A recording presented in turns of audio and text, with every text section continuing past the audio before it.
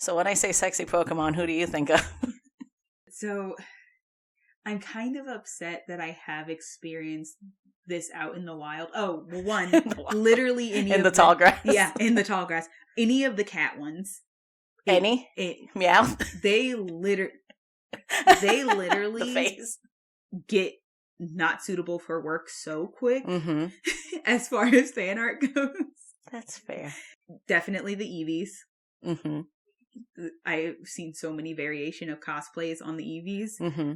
And then there's a couple of new, I think like some flower ones that are like unnecessarily curvy that people have immediately taken to. I mean, flowers are sexy. Yeah.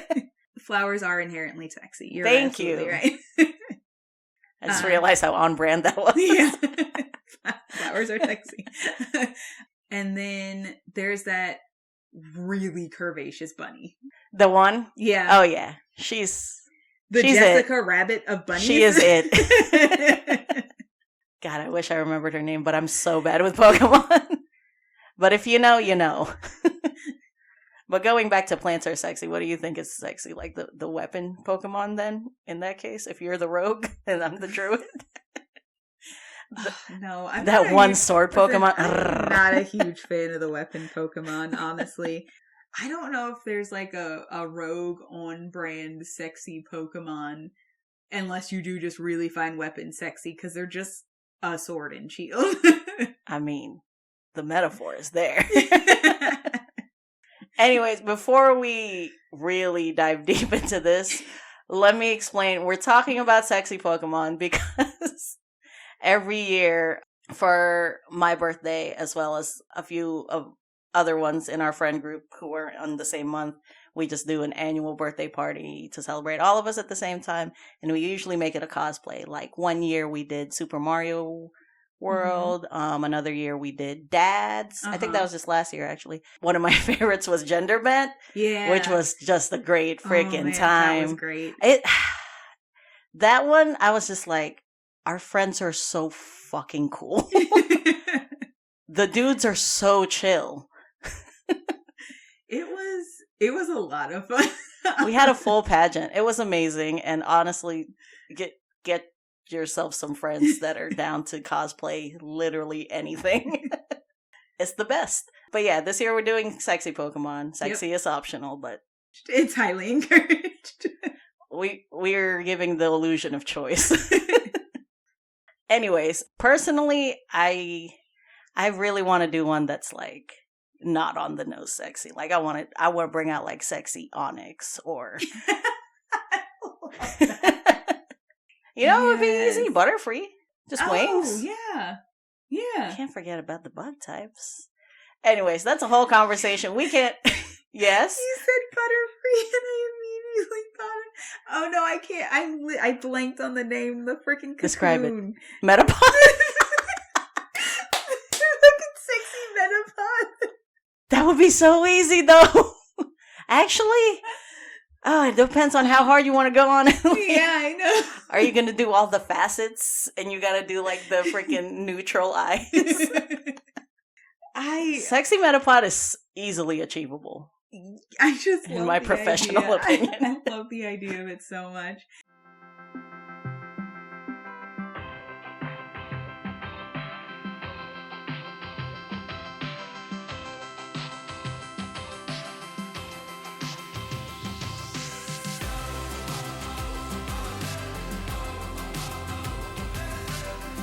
Anyways, well, why don't you introduce us, Oria?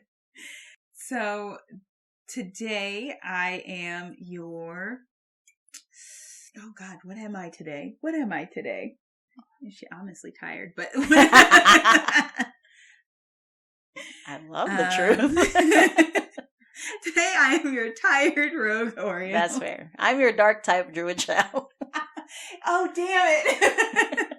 I tried to think of an R-type Pokemon thing. Okay. And I was like, I would help you, but I can't. There's Bug, Psychic, Dark, Fairy, Ground. Okay. Oh, there is an R one. There is? Yeah. Oh, Rock. Yeah. Rock is separate from Ground. Why did I think they were the same thing for a hot second? Because they are.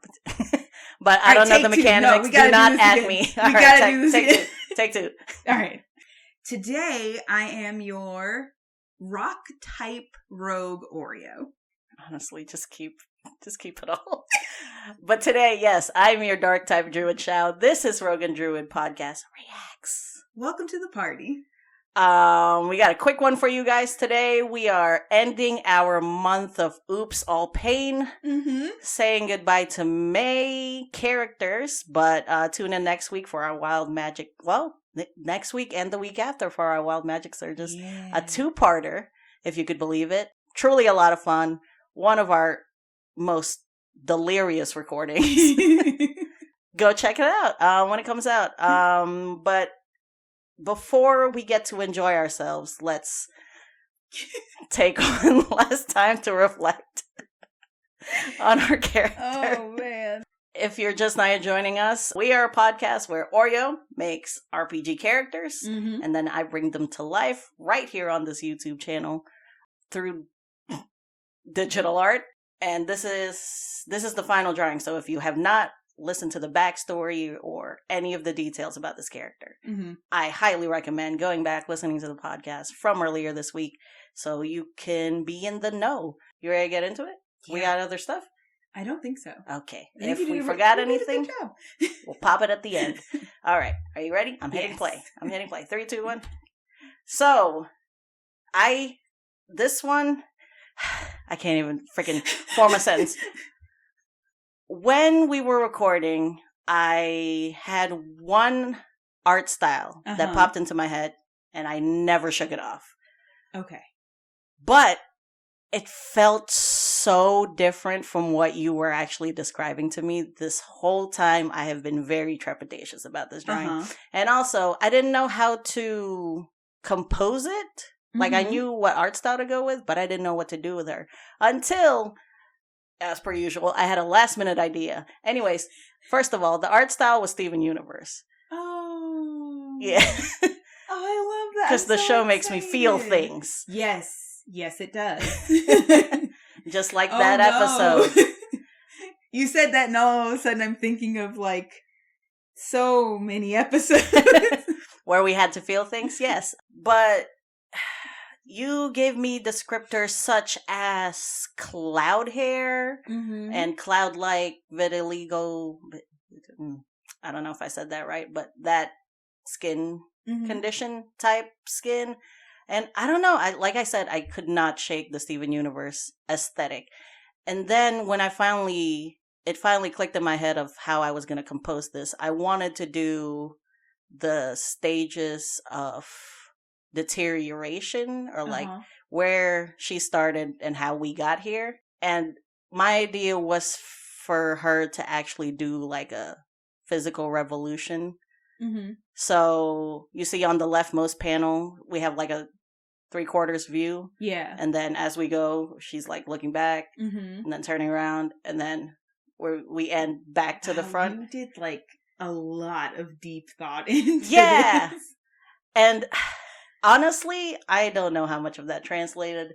It's like I wanted to do the Steven Universe cartoonish thing, which I thought would be easy, but like it's hard to capture these deeper, more complex emotions in a simpler style. Yeah, I get so that actually really threw me for a loop. I thought I was just gonna knock it out when I started like putting the ink on, and I was just like, I don't know if this is translating, and now I'm stressed. So far, it's so interesting because like I think I kind of like the idea of doing, and that was the thing that always kind of got me about Steven Universe, is that it is like a very kind of like bubbly, simplistic, like bold line type of art style. Yeah. But the actual like amount of emotion these like very simplistically drawn characters can, one, portray, and then two, make you feel at the same time. It's just, when you think about it, like, in that perspective, it just kind of messes up your mind a little bit, because it theoretically shouldn't be that possible. Like, theoretically, you should need, like, a lot more physical depth or detail, or, like, a more, like, realistic or something like that to, like, kind of get that. But, I mean, I have cried at Steven Universe Absolutely. before, so we're not monsters. But yeah, and then I also struggled like coming off of the past how many drawings. Mhm. Since I was like going back to our cartoonish thing, I kind of struggled with like just going for the bold afro and the like bold body proportions, unrealistic, one would say. So that was kind of this was harder than I thought because it was so simple. It's the theme of this whole process. That makes sense though, because like you have been getting like a lot more detail, and we literally just talked about you being able to like dive into like muscle theory and all that kind of stuff, and so to basically be like none of that, none of that. Just bubbliness. Basically, it's almost like you have to start complex and then pare it down. Yeah. So that was the process. How you doing so far? I can see what's happening, like these stages beginning to end of like where we theoretically are now when this character starts. Yeah. Or I guess second to last panel might be close to where they are when you as a person would start playing this character. Man, I just you're doing like such a good job, and I think I think it's really funny because you're so worried about like getting these complex emotions down, but I think the way the hair was described probably is just so good for that because it's telling you how she's feeling. Yeah. And it's her hair, I want it to be very expressive because like I said, when I'm doing like something like a Genasi or something like that, it's so much fun for me to have just like a very expressive thing about them. So the hair was so important for me to be like kind of wild and crazy and expressive. And I think that really, really helps with this kind of style because you're like, you know, so much of the emotion is coming through in that hair. But also I kind of just love this choice. You know, like I just kind of love this choice that you made. Like it's, oh, I love the little rainbow. That's so cute. Yeah, I'll go back. Don't worry. It's not gone. It's kind of crazy how much we're getting from these. Phew. First of all, also I had a blast with this background. You went off on this background. Yo, the backgrounds in Steven Universe are to die for. They are gorgeous. And also I went ham on just like adjusting the levels of color because I wanted, like I said, I wanted to convey all the different emotions. So I was like, we got to be ecstatic, and then we got to be depressed, and then we have to be like just angry, and then like just psycho. Yeah.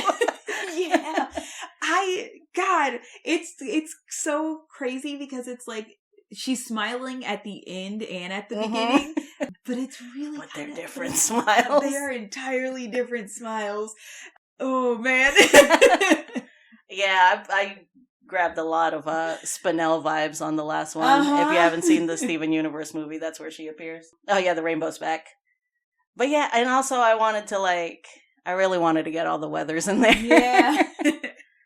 No, this is so much fun. It's not fun because the story sucks, but like at this moment the story really sucks.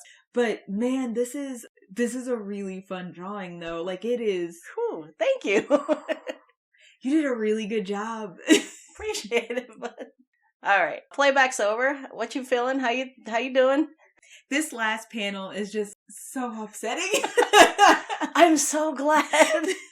I thought it wasn't upsetting enough. I thought like the hair was too goofy for like the crazy to come through. No, so it gives me almost a sort of classic movie monster vibe. You know, like a Bride of Frankenstein or something like that. But there's like when you get something like a Bride of Frankenstein, you kind of have this lack of understanding, you know, that kind of comes across. There's a little bit of a blankness there. This sort of Bride of Frankenstein monstrous type of hair, and then this sort of clear crazed face combo. I don't know what you mean. Is just such a combination. Thank you. I'm so glad. I was so worried because I was like, it's so cartoonish and the freaking story is so dark. I kind of like the juxtaposition, actually. Yeah. I mean, Like, that's why the show itself is good. yeah, because there's... I think it would have been really rough to try to do this realistically. Yeah. Not just in the sense of, like, it would have been kind of hard to draw, but, like, it would have been a lot mentally to tackle. Just so much dark colors and staring at tears as I draw the whole time. It also is a little bit sad because it's like in the first panel, it's just very fitting, honestly. Like, it's just like a really fitting thing, and then it just doesn't anymore. And that's just rough, man. That's really rough. But yeah, I'm really glad about how the composition ended up here because it just worked. When I had the idea of the revolution and it being like a metaphor of her like spiral. Yeah. 360 spiral. I'm just glad it hits. Honestly. The dress is borrowed from Blue Diamond's sort of shape. The body type is borrowed from Sadie's mom, the male woman. The hair is inspired by rhodonite, one of the off colors from Homework. Oh. Spoiler alert, by the way. Whoops. But also, you've had time. Yeah, I was gonna say we got to start setting a limit on these spoilers. I love how our spoilers are always retroactive. But yeah, it was good because I had a lot of source material to pick and choose from. Oh yeah, like seasons of source material. And the baby is kind of a little Steven-y. Yeah, I did notice that, especially with the tiny afro. I wanted to give the tiny. I had to. I was worried, but now that I look at it, and also after your reaction, I'm feeling a lot better about it.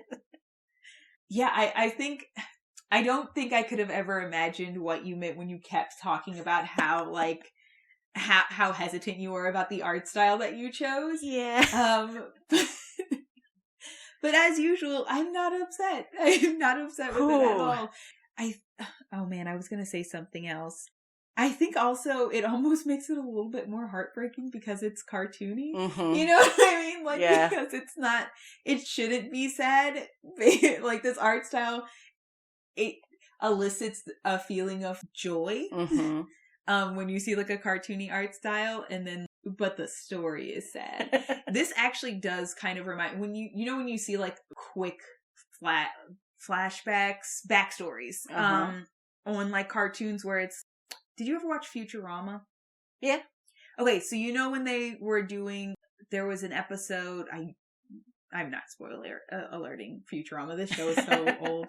Jeez, it was like canceled 3 times. If y'all haven't seen it, you didn't want to watch it, okay?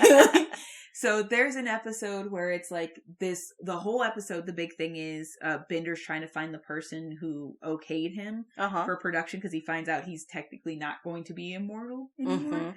Or he's not immortal like he thought he was.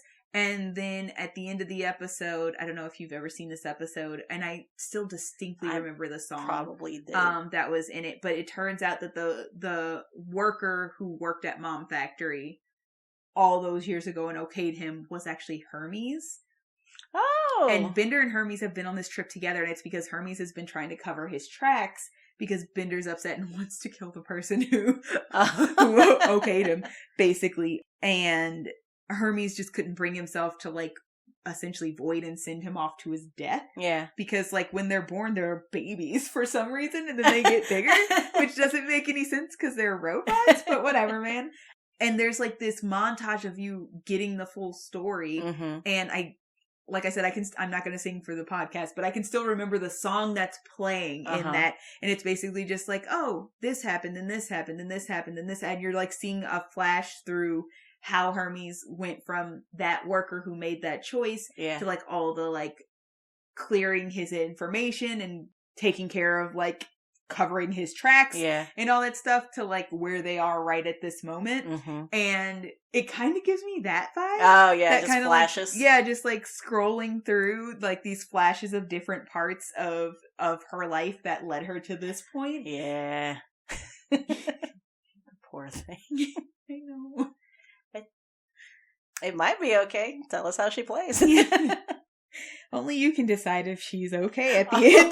That's so much better. But yeah, I'm super relieved. I'm glad you like it. The background, again, such a blast. I do really love the Steven Universe backgrounds. They are so nice. Yeah, that's a good time.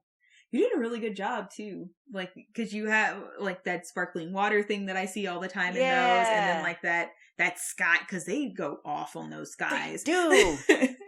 Man, the power of reference pictures. I tell you what. What was I gonna? Oh, like I think I was gonna say something along the lines of like, oh, I wanted it to be a cliff for reasons. Honestly, I wanted it to be a cliff so I could flex on some Steven Universe. But also, there's a metaphor in there. There's a metaphor in a lot of places here. I think I love how it turned out. I do too. I do also just want to like, because like I was really excited about this like happy hair, but like, man, all the hair, you did like a really, really good job. But also, just like a quick shout out, this staff that you busted out for this last picture, nice. Thank you. Looks really good. Cool. Ooh, man, there was a lot of pressure. I don't know. In the moment, I was like, I gotta get this out. And then, like, I suddenly didn't have to get it out. And I was like, wait, this slaps, though. But yeah, a good time. Are we good? Yeah. Okay. I mean, no, but that's yes. Well, like we said, you play her and let us know if we're good. But thank you for sticking through May with us. I gotta give one last apology. I am so sorry for how hard May hit. I'm not. I needed to hear a lot of that. And I'm sure Party does too, probably. We're all struggling. That's 2022. Yeah. Yeah. It's great out here.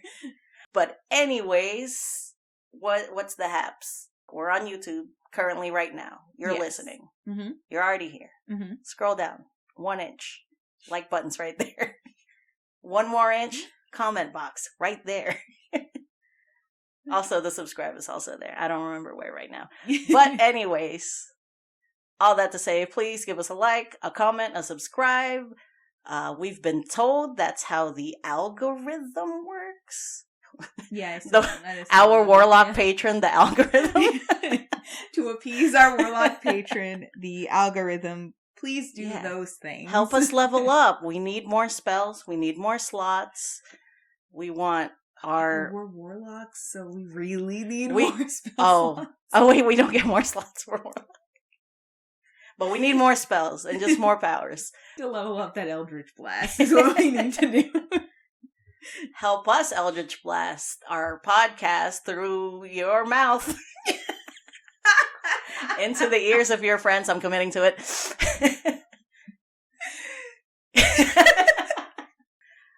Anyways, tell your friends.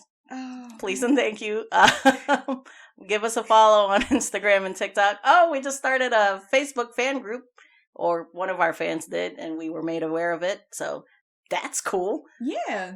What else goes on? Oh, sorry. The Instagram and the TikTok is @RoganDruid. Other than that, if you guys are listening to us on other platforms when you listen to the pod, if you guys feel so inclined to also like or rate and comment if you can, that would also be super, super awesome. Once again, the almighty God of internet algorithm does help with our visibility, and we really enjoy doing this. And if you guys enjoy it too, we would love to be able to keep doing this. So we would love the any and all support you're willing to give. Other than that, fuck Electrum. Fuck Paladins. Did you hesitate? I did a little bit. I just wanted to make sure. She's not a paladin. That's fine. Fuck Andy Warhol. I am still your rock type, Gario. Is there a different D? No, I don't think so. So I'm still your dark type druid. Yeah, dark type makes sense in this podcast. I'm just realizing. Like, this episode. Okay. Bye, party. Bye, party.